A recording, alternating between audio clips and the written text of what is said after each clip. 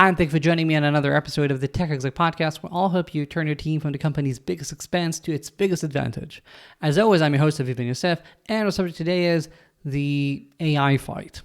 This is going to be a quick one because I see it everywhere. It's not as if there's one solution, but I want you to be mindful of it. So in almost all the companies I see right now, we have this fight that's going on between different senior engineers, team leads, the tech executives, the CEO, etc., around how much AI are we going to be doing. And I see some companies where there's like a big gap between those who are all in AI, we're having the LLMs crank out as much code as possible. Let's token max things to the moon, etc.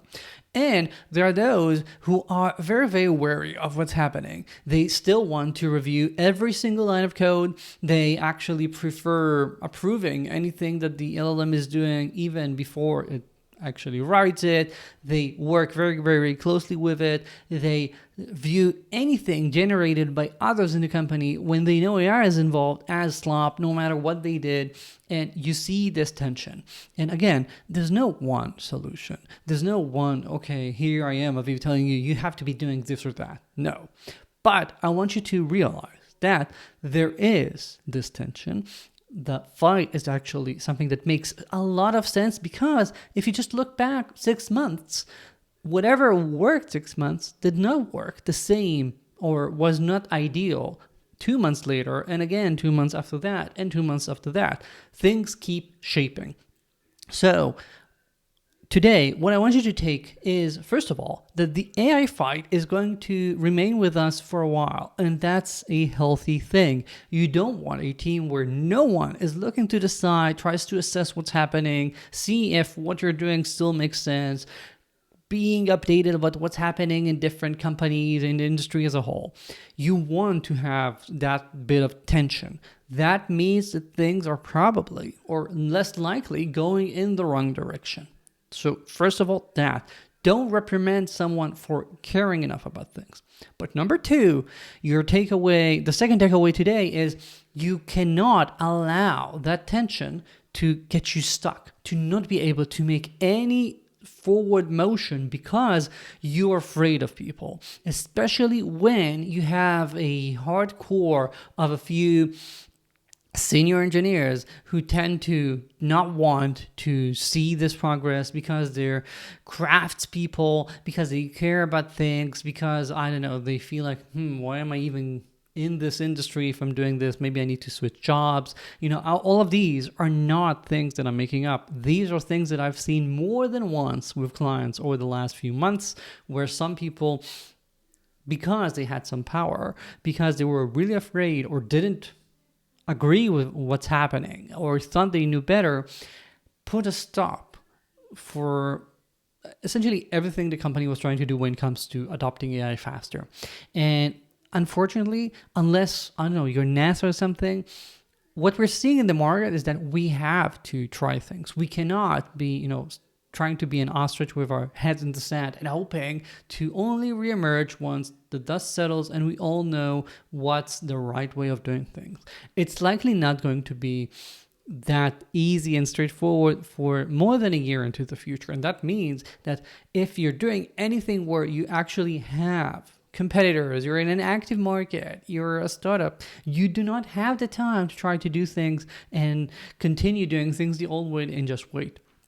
You have to accept that the AI fight does not mean that we have to get to consensus, does not mean that those who are most vocal are right, and does not mean that you can allow yourself to just sit in your hands and do nothing all of this time.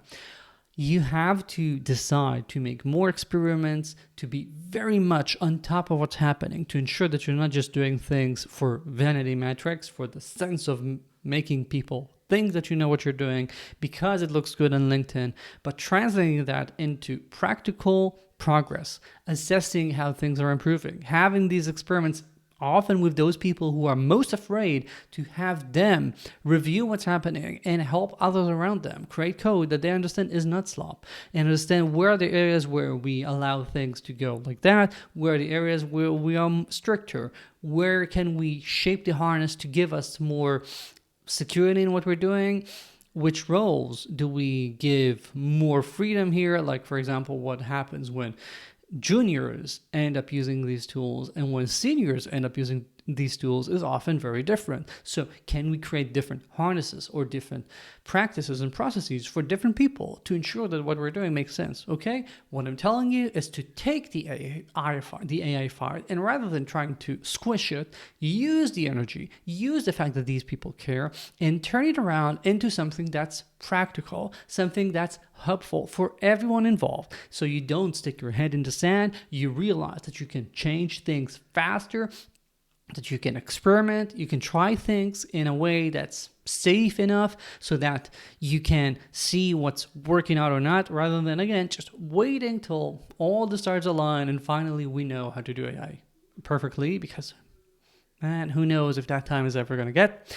And once you do that, you will start seeing that people learn that much faster, and also we get exposure to, it's like exposure therapy with the things that we're afraid of.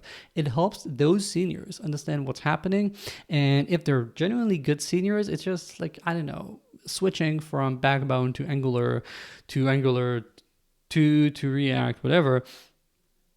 There are changes in our industry. We have to change. That's what being a good senior is all about. We cannot keep trying to do things like it worked in the past, or we'd all still be doing, I don't know, C and COBOL. And accepting that will make your team a better team. We'll turn it into, again, the biggest advantage that companies got. That's it for this week. As always, if you have any questions or comments, my email's in the show notes if you want to talk because you need help having this change happen in your company. Again, my email's in the show notes. If you haven't yet, do check out my newsletter that every week goes out with this podcast, an article, a video, and some extra free goodies. Link in the show notes. I think you're getting it, and I'll see you here next week. Ciao.